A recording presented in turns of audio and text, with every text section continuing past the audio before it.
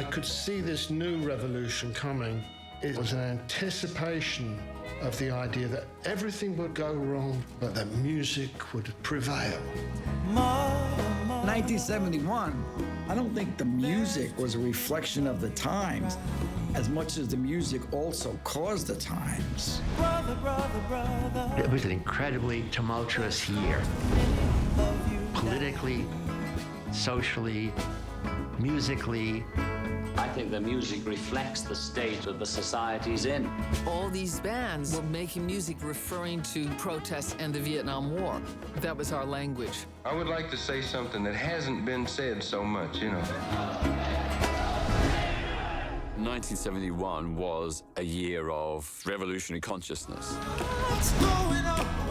We were fueled by this amazing music that everyone was making. It was articulating everything you're seeing and feeling. You know, we'll survive everything that's gone down and come out stronger. I think this is my cross to bear. I'm a messenger. We thought that music could change the world. I don't think you'll really have a new thing until you've got a new music.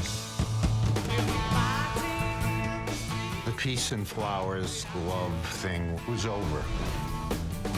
I wasn't a soldier, I was a musician. How can I use my music to help change things? All power to the people. I don't think you'll ever see a creative burst like that musically ever again. These were not just players, they were cultural icons. We have come through something. And if we can get this far, we can get further. They took this on, and things changed. The music was not a soundtrack. It was much more than that.